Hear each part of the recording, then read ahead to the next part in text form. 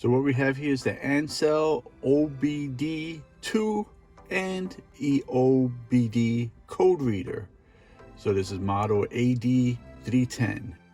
So this is a pretty simple device where you can easily read your codes. It plugs into any car that's compatible with this reader. And here goes, simple buttons, nice ample length cable so that you could operate it while it's plugged in below the steering column. So let's get this plugged in.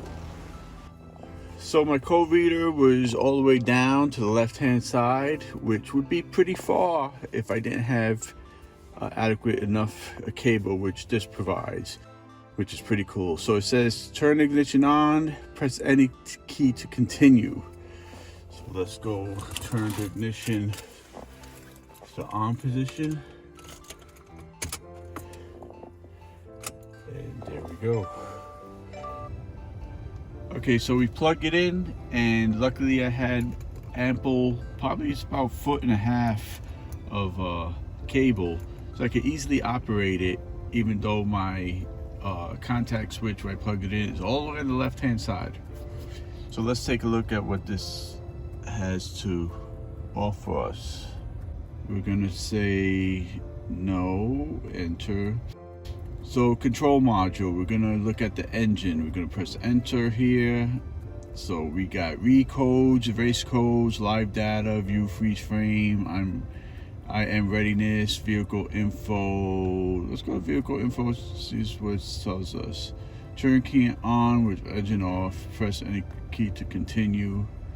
Vehicle ID number, calibration ID. Let's see vehicle ID number. So it's gonna give you the VIN right there. Interesting.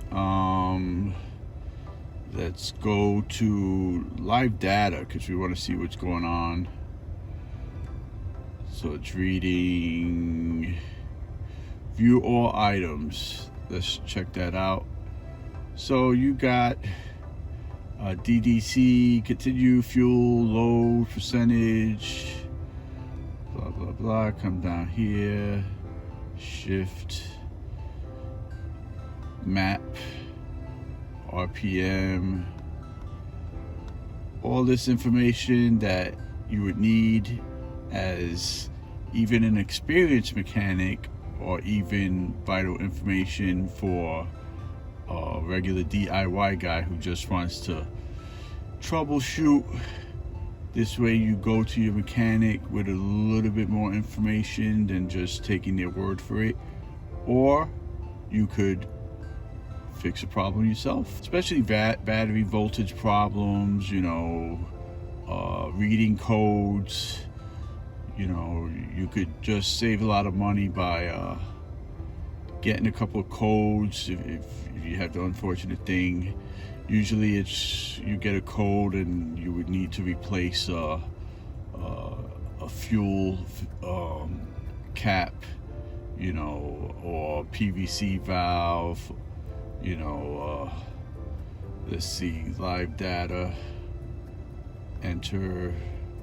Let's turn on the car. Let's see.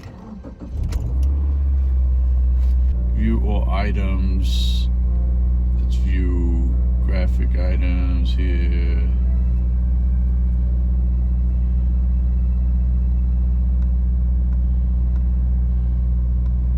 Let's go RPM. Calculated scale. So here we go. So right now I just started up. It's kind of cool outside, and it's idling at 1800 and change.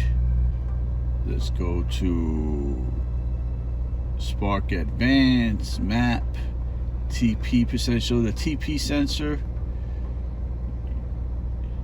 is something I always messed with my Grand National. So we could see it's set at 17.6. So that's what it likes. That's where it's set at. If you had issues, this would tell you, you know. So this is super handy. It's very compact. You can even keep it in the car and not necessarily in your toolbox. This has saved me a bunch of times, and you'll be the man when your friends or cars have problems, they got no clue, and you're like, let me throw it on my scanner and give them a heads up on potential issues, and you'll be helping out your friends and family, especially when you're responsible for 2 or 3 causes in the household. So all these things you could do. Let's check out the MAF airflow sensor, which if you got older cars, that's usually the cause for a lot of issues, and you can find out where it's supposed to be reading at and check if yours is doing the right thing. Mass airflow sensor on my 87 Grand National always gave a problem, and it was easily diagnosed by tapping it with a screwdriver, and if the car stuttered, that was a sure sign that you needed a new one. And boy, I changed every sensor in that car. So this is the ANCEL code reader model AD310, a must-have for any dude or any female who doesn't need any dude to help you out with maintaining the car. There you have it. Great buy, must have.